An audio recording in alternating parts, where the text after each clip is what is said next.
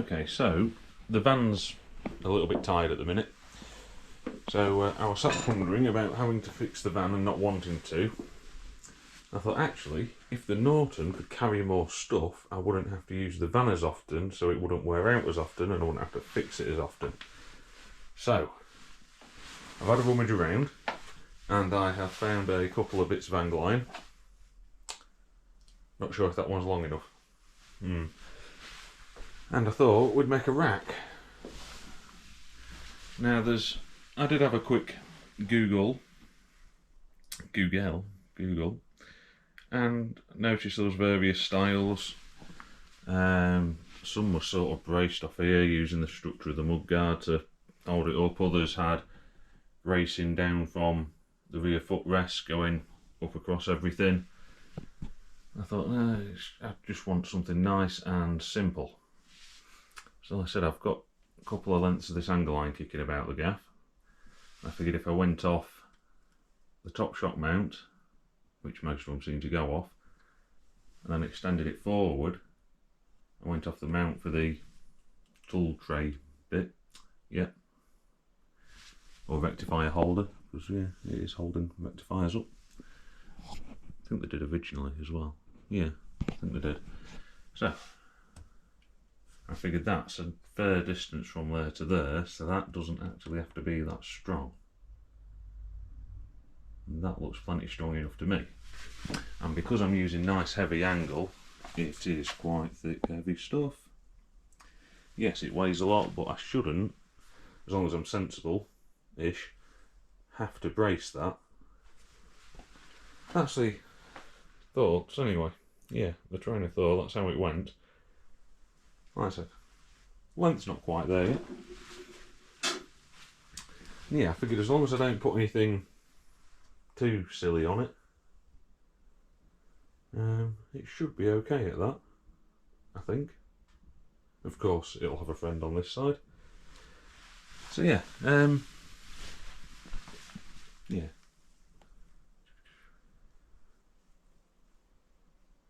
just a thought anyway.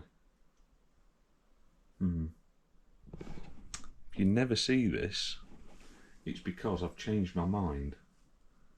Because it is rather late at night. I should actually be in bed by now, but intrusive thoughts and all, I had to do something. As I've had to cut the shapes out and the angle by hand, and I'm going to have to file it all by hand because it's rather late and I don't want to annoy my neighbours. I might leave it like that for now. Have a bit of a ponder about it, and if it still seems like a good idea in the next day or two, we'll carry on. Yes, I have got to machine them spacers down between the shock mounts and the mudguard, so I've just got to take off the thickness of the angle iron.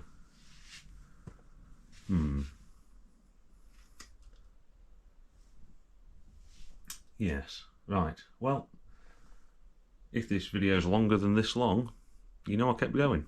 Right, we'll come back to it in a bit. Okay, well, I decided to continue. Oh dear, tripping over everything. So yeah, I've cut the other side. I say cut, I've sort of half mounted the other side rail. Maybe a little bit long at the moment. So yeah, but once again it's quite late, can't run power tools and bits without annoying people.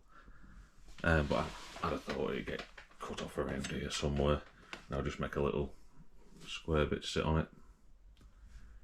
Something like that anyway. But for now, I've been distracted by the fuel leak. Not the usual fuel leak, but the tap doesn't shut off properly anymore. Oh dear, hiccups. Drank that last cup of tea too fast. Yeah, it constantly drips, and the float valve does the same. So, since it's too late to run power tools, but it's not too late to rummage through a box full of old carburetor bits, that's what I'm going to do, and I'll come back to that when I've when I can get to it at an earlier hour.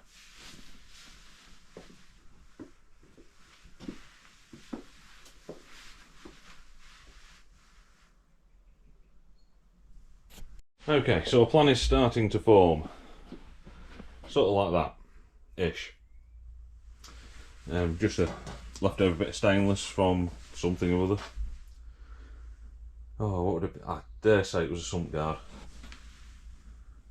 Yeah, because judging by how much I've got left off the sheet, yeah, there's about enough missing to have made a sump guard. So, I presume it was possibly for the Francis Barnett, one of them, one that you haven't seen, and probably won't because I've sold it now.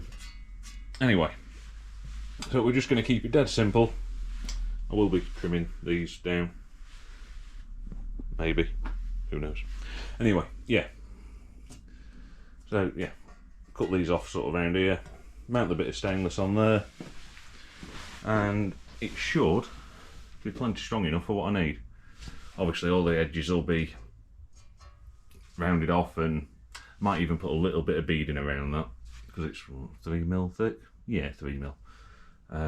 So even rounded off, it's still not going to be pleasant if you get tangled with it. So yeah, that's it. Cut the corners round, put that on there, and then underneath, let's not put that on the seat because it's covered in cutting fluid on the other side. Just a bar to brace it, stop it sort of wallowing and vibrating. Probably some stud iron, since I've just got some stud iron. And on either side of it, tie down hook. Now, I'm not fussed about having anything towards the bike because of course we've got handles already, so I figured if the brace sort of goes underneath, about there-ish, something like that. Tie down hook either side, of course they'll be hidden underneath the steel plate, and it sort of doesn't matter if it all looks awful because it'll be behind me when I'm riding the bike, and as long as it can carry some luggage, that's all that really matters. So since I've managed to get to it during sensible hours, and I can actually do things like have a grinder going and drill holes in stainless steel. Actually one of those was a git. I didn't let it slip, it didn't work hard on it all. It's just these centre ones I can't get to in my tiny little drill press. So I have to do them freehand, and it was that one that's a git, so that's why it's slightly bigger than the rest. It's just a pilot hole. Because for some, yeah, I was just having a moment, and while on the floor and drilling it, stumbled slightly and snapped the pilot drill. Flipping it. Pilot drill. Pilot bit. Yeah, one or the other. Can't say both at the same time though. Anyway, I shall continue, and we shall see how terrible this turns out. Okie dokie, so that's sort of the general gist of the job. I'm sure it'll look better outside when you can stand back and see it. All sharp edges still, but yeah. So we're going to have like a rope eye there, or a hook eye. You probably won't get a hook in there. That's for rope. You get a rope through that.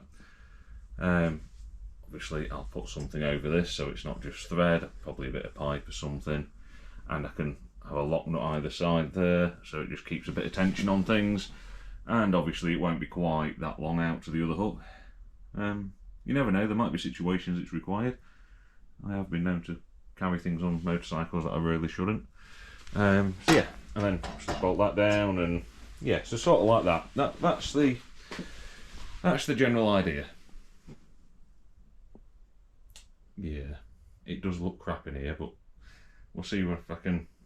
We'll get a bit further and we'll see about going outside and having a look at the job. So now it just all needs disassembling, which, you know, half a dozen bolts. No, more than half a dozen. Nearly a dozen bolts now. And yeah, I'll get rid of some sharp bits and we'll see about painting the bits that aren't made out of stainless. I've had to alter the way that the seat's mounted, because it was on some big old lugs. Yeah, because it's the bolts of the seat come down. Well, those aren't. So I did have some big old lugs mounted, but then of course I can't get to them with those in, so we've now got holes there and there. These studs do just go through, not quite enough to be happy with tightening them down, but I'm pretty sure I locked them off with quite a bit of stud inside, So I'll probably undo these lock nuts, just pull them out sort of 1/4 of an inch and then lock them back off, and hopefully everything will be hunky-dory. But yeah, so there we go. Right, if the video ends in the next moment or two, it's because I didn't get round to grinding, filing, sanding and painting this week. If it continues, I did. Right, hopefully, possibly onwards. Maybe. Okay, well, sort of something like that. Yeah. Just coach painted these, brushed them. Well, I didn't do it, but yeah. Not the best of finishes, because it was all a little bit Heath Robinson. They were painted at sort of 11 o'clock at night, brush painted, and then hung on wires in the back of my van to drive home, and left hanging for a day and a half. So yeah, it's more of a hammered finish it's ended up with. I put about the same amount of effort into prepping them as a 5-year-old would, but you know, the paint seems still stuck, so that'll do for now. So yeah, I'll see about putting the rest of the bike back together, because I've got the battery box and bits out of it at the minute, because I was just checking a few things, and we'll push it outside and see what it looks like when it's all together. Got a cup of tea to drink first. Okay, so there we have it, in all the mucky glory, covered in handprints still and whatnot, but still. We have a rack, we have increased carrying capacity, hopefully. Don't look too bad, does it? Turns out, that bit's the top. I haven't wiped that off yet, but yeah, I haven't wiped any of the handprints off it, so yeah, there we go. Stops sort of level-ish, just stops just forward of the backlight there. Didn't want to shade it at all. It's people don't like seeing you on a motorbike at the best of times, do they? So I didn't want to make that worse. We've got little loop either side, there and there. That's not rust, that's copper slit. And then I simply put some heat shrink over the centre of that. So yeah, we've got tie points either side. I could always loop something around that. I dare say it'd bend easy though. And of course we've got the handles there, we can tie it off. So yeah, there we go. Increased carrying capacity. I haven't put any trim on this yet. I have smoothed the edges off, but I've not got anything to pop around there. I'll come up with something. And yes, and we've gone, the little bolts, they are Allen headed, but the reason we picked these ones, it's twofold. One, they're nice and domed, so they shouldn't snag on things that I fasten on there. And two, I already carry a 4mm Allen key and a 10mm spanner that's required for the nuts.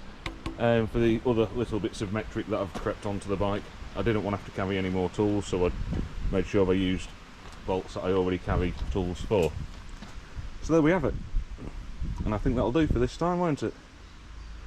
Right, I'll set some silly shot up with it stacked with boxes or something for the thumbnail, because apparently you have to make an interesting thumbnail to make people watch your videos for some reason, or so YouTube tell me. Anyway, if you're still here, thank you very much for watching, and we shall see you in the next one. Ta-da! There we go. That Norton Model 50 bulk carrier, light hauler, something like that.